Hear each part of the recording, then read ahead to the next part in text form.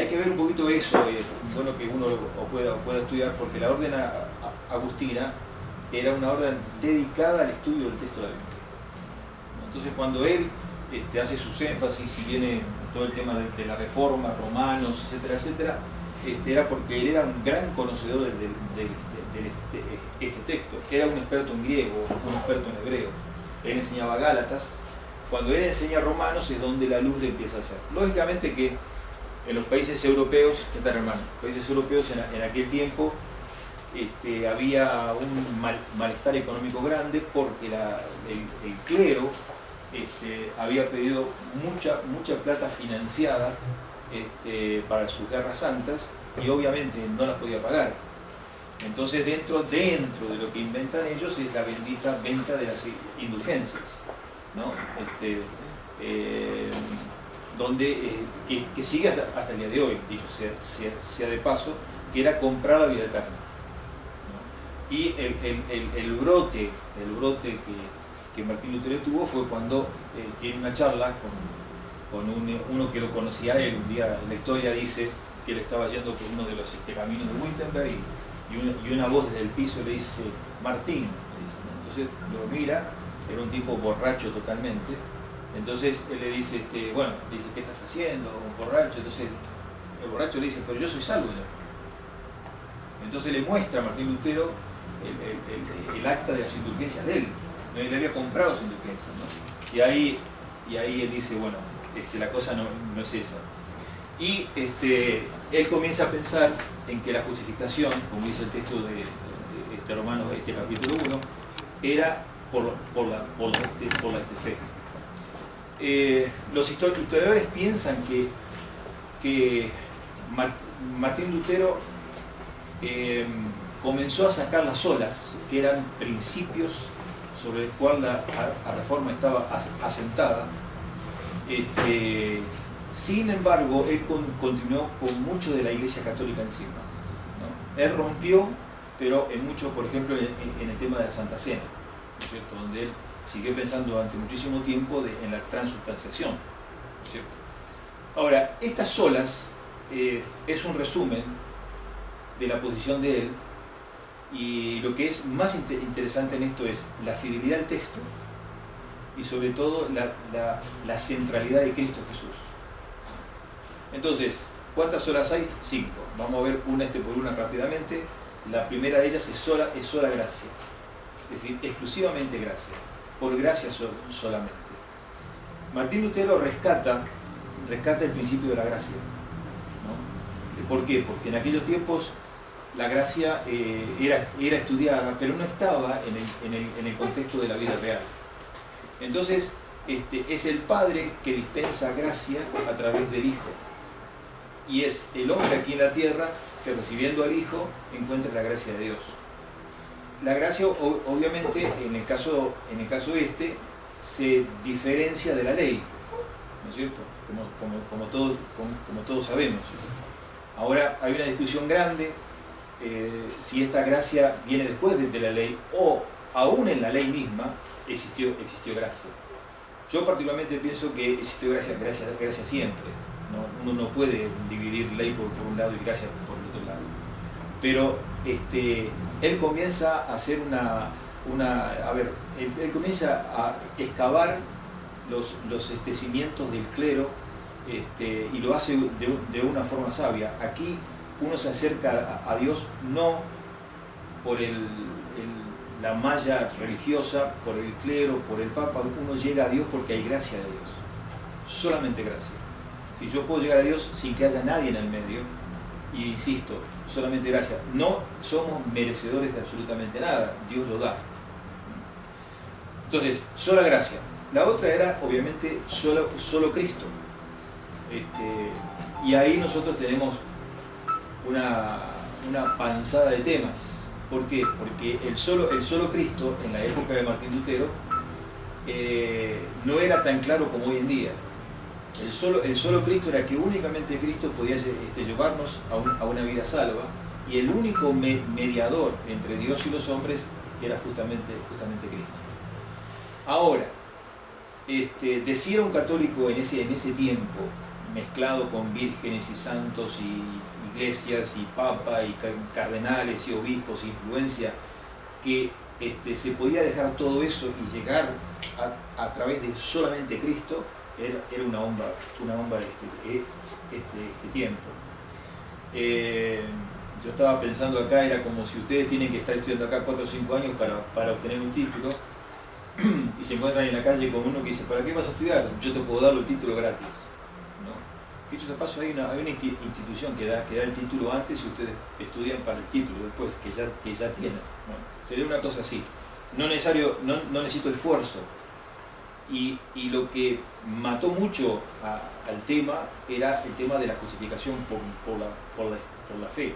El justo se justifica por la fe, vive por la fe.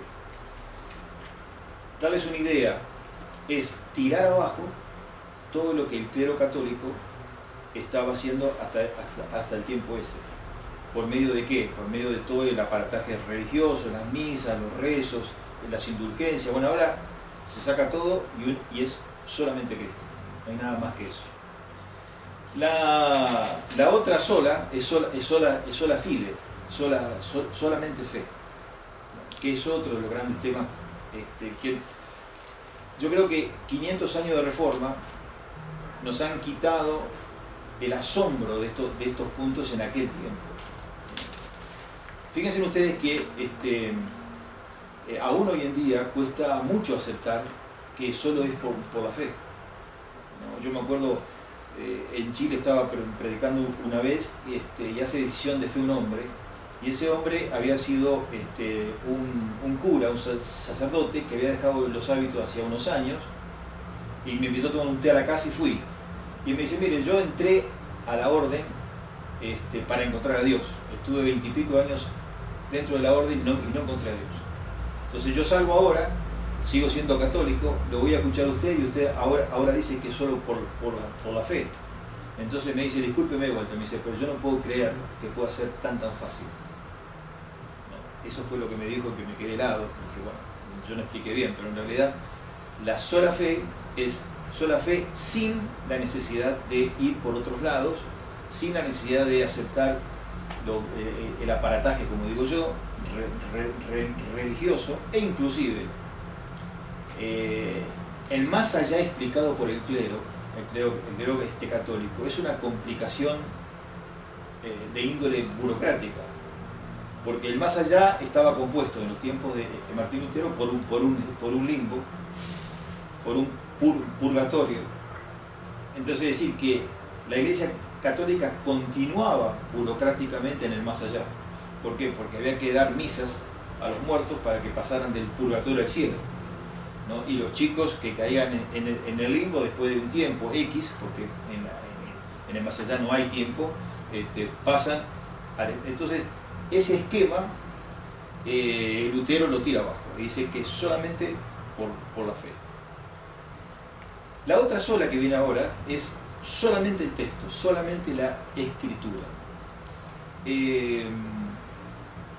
Es decir, es el Espíritu Santo que inspira a los hombres, que trae el lenguaje al texto, a la Biblia. Es el Espíritu Santo que protege el texto. Y aunque Martín Lutero tenía sus debates propios con varios libros de la Biblia, como ustedes saben, el libro de Santiago él hubiera sacado de la Biblia, otros libros también, pero él con el solo texto y solamente la escritura alcanza. 1500 fue también la aparición de las imprentas masivamente. Él traduce la Biblia al alemán y se la da al pueblo.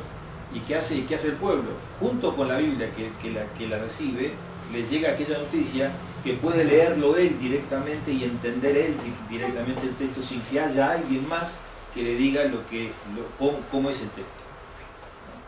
Y la Iglesia Católica hasta el día de hoy insiste que la explicación mejor del texto la tiene que dar el Papa o el magisterio de la Iglesia, ¿no? Esa es la bendita idea que nosotros hemos rechazado siempre con las Biblias católicas, que abajo tienen la explicación autorizada de los textos. Martín Lutero lo que hace es, usted lo que necesita es el texto nada más, ¿no? Y ahí comienza un gran debate de muchos siglos con respecto a cómo es el texto, si es infalible, si es inerrable, si es todo de Dios. Bueno, es un tema que nos sigue hasta el día de hoy. Y Martín Lutero nunca tuvo el tema ese. Martín Lutero dice únicamente autoritativamente el texto de la Biblia sirve y enseña lo que la de verdad es. El texto describe a Cristo Jesús. Entonces es el Espíritu Santo, según lo que él enseñaba, que inspira el texto. El texto me lleva a Cristo y yo encuentro en Cristo, solamente por el texto, la vida que Él me puede dar. Pero no hay otra fuente que este texto.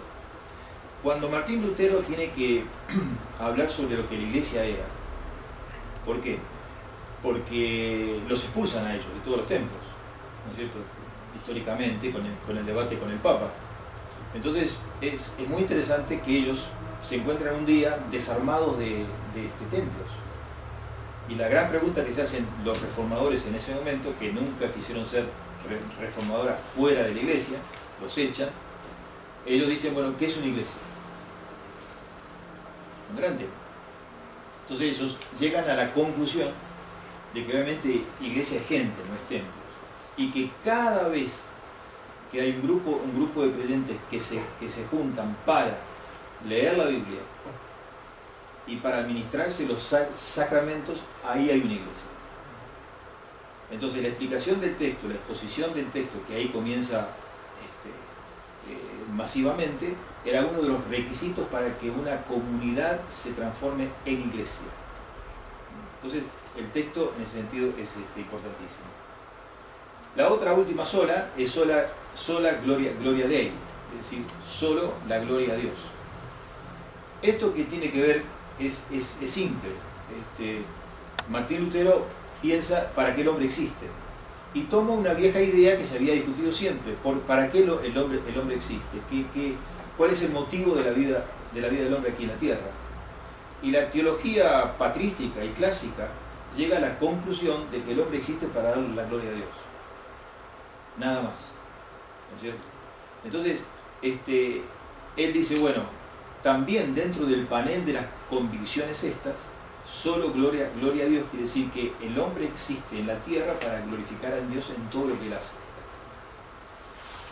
Esto es importante, ¿por qué? Porque en el contexto de él era que el hombre no tenía que buscar la aprobación de los otros hombres en su propia fe, o de un círculo religioso, o de un clero, sino que la satisfacción última del hombre estaba justamente en que su vida y todo lo que él hacía le daba gloria a Dios únicamente.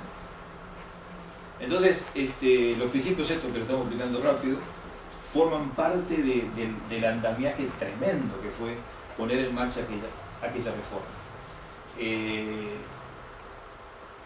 Recordamos los solas. ¿Sola qué? ¿Sola fe? ¿Sola gracia? Solo Cristo, ¿Solo el texto? solo la gloria. Y solo la gloria de Dios. Evidentemente él fue un hombre muy conocedor de este texto. Yo creo que era un típico alemán. El libro, los alemanes en aquel tiempo, acuérdense ustedes que las universidades no eran como las universidades de hoy en día. Los estudiantes vivían en la casa con el profesor, y las charlas de sobremesa eran charlas que podían durar horas y horas, porque eran la sobremesa y eran clases, ¿no? Y justamente hay un libro que son las sobremesas de Martín Lutero, ¿no? que se narran las charlas que él tenía siempre. Y era un tipo sumamente especial, con un carácter fuerte. Evidentemente cuando él enfrenta al clero, era una cosa nueva. Por siglos nadie se había enfrentado, ¿no es cierto? Y cuando huye, evidentemente que la Iglesia Católica acá creó una historia de Martín Lutero que no era, ¿no? Cuando él huye y acaba en el castillo del duque de Sajonia, y está en esa celda donde él escribe, está la mancha de tinta que él le tira al diablo, ¿no? Porque él estaba escribiendo y se ve que sintió un ataque demoníaco, no pudo ver nada, pero le tiró la tinta. Entonces está la mancha ahí en la tinta. Un alemán típico, pero con mucha fuerza.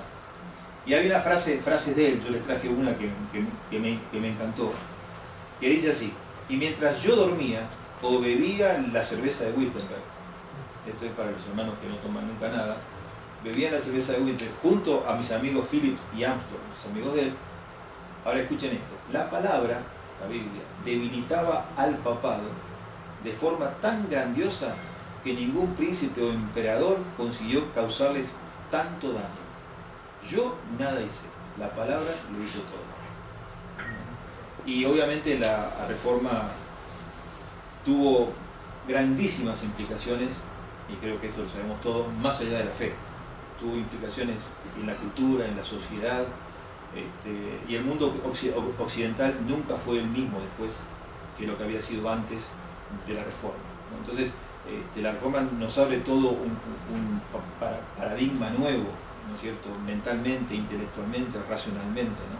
Es decir, que desata la libertad que bajo el clero católico no existió nunca, ¿no? Y de ahí surgen todas las comunidades mal llamadas protestantes, y así llegamos nosotros cinco siglos después a lo que somos hoy, ¿no? Y evidentemente un gran dejo de Martín Lutero en todo esto era que el hombre convertido era un hombre libre para creer, libre para leer, libre para entender, libre para dar la gloria a Dios, ¿no es cierto? Y otra de las frases de él que decía era que la vida cristiana empieza con el pronombre personal yo. La vida cristiana empieza con el pronombre personal yo. En la Reforma, el foco sale de lo religioso y se vuelve hacia cada uno. Es la persona que tiene esa experiencia con Dios, que no existía antes. Y entonces tenemos todos estos grandes cambios, ¿no es cierto?, que han llegado hasta el siglo XX. Entonces, las 5 solas son más o menos estas. No sé si ha quedado alguna duda o alguna acotación rápida. Claro, como el petróleo, ¿verdad? Impresionante. Sí. En síntesis, también lo que hizo Martín Lutero es seguir promulgando en alguna medida las ideas de Pablo, que un poquito puede ser que se asemejan más a todo este movimiento, a todo este sistema creado por Martín Lutero, ¿no? de predicar y vivir la palabra en el texto, día a día, para la gloria de Dios. Fue un promulgador de Evangelio de Pablo. Sí, no, él muchos opinan que las enseñanzas que él daba en Wittenberg sobre el libro de Romanos y el libro de Gálatas es lo que le ayudan a llegar a este tema, porque obviamente él toma el texto que Pablo toma de Habacuc, ¿no es cierto? El justo por la fe vivirá. Entonces él toma ese texto y entonces dice, no es ni por las indulgencias, ni por esto, ni por lo otro, es por la fe. Ernesto. Okay, tal vez para hermano, como vos dijiste, Lutero era agustino, y en la tradición agustina hay un redescubrimiento de Pablo que es evidente en Lutero, es decir, Lutero vuelve a donde Agustín dejó una medio reforma que comenzó en el siglo IV y V, que es muy importante para nosotros entender esto. Yo creo que Martín Lutero era un hombre, digamos, obviamente con una instrucción bíblica impresionante, con una capacidad de oratoria impresionante, y que él se tira a una reforma, a un cambio grande, porque él podía haber tomado otro camino más, ¿no es cierto? Él se tira al cambio yo creo que él nunca pensó en lo que iba a pasar luego. Él nunca pensó de que lo iban a echar y que iba a haber una revolución, nunca, y que iba a tener éxito, ¿no? Entonces por eso es que muchos historiadores piensan que la sociedad en ese momento estaba buscando un cambio, ya no podía seguir más como estaba antes, y Martín Lutero le dio la posibilidad esa. Ahora, a nosotros nos cuesta mucho, quizás, y lo que me ha costado a mí, entender esa libertad que la reforma trajo, ¿no? El clero hasta ese momento había sido oscurantista, totalmente, en términos de ciencia, en términos de todo, oscurantista en total, ¿no es cierto? Entonces cuando llega y la reforma empieza a soplar, y la idea de que cada uno podía leer la Biblia y entenderla, a nosotros nos parece una cosa tan simplota, porque uno nace con la libertad esa, uno en la casa de uno no tiene una Biblia, por ahí tiene 4, En aquel tiempo ni existía. Entonces, el celular, el hermano Ernesto es un hombre avanzado en esto, tiene un celular. Fíjense ustedes que en aquel tiempo, finalmente que había muy poca gente que sabía leer. Y por otro lado, estaba el clero que decía que nadie podía entender el texto bíblico, excepto con las explicaciones que le daban ellos. Entonces, ¿qué sucedía? El manipuleo religioso era inmenso. ¿No es cierto? Entonces, ¿qué es lo que sucede? Cuando Martín Lutero le dice, no, un momentito, dice, acá tiene la Biblia, léanla y usted mismo decide. Se produjo una tromba impresionante, que nosotros no nos damos cuenta nunca porque hemos nacido siendo libres, pero en aquel tiempo no. Entonces fue una cosa impresionante. Y, insisto, varios eventos históricos hacen que el mundo cambie. 1492 Colón llega aquí y los indios descubren a los españoles. Y el barco aquel llevando a los peregrinos expulsados que llegan a los Estados Unidos. Los grandes imperios inglés, holandés, francés expanden el movimiento reformista con sus barcos por el mundo entero y el mundo se separa en dos. Y yo siempre me pienso en la tesis de MacBever. MacBever hace la tesis que los países protestantes han sido históricamente los más avanzados, ¿no? Culturalmente, etcétera, etcétera. Y los países no católicos han sido opuestos, han sido los más atrasados. Si bien MacBever escribe la tesis esta a principios del siglo XX, pero sigue siendo vigente, ¿no? Más hoy en día. Hay un cambio de mentalidad. Y el cambio de mentalidad esa, yo creo que es el espíritu reformista que lo trae. Bueno. ¿Listo? Bueno, hay que ir a clase. Gracias.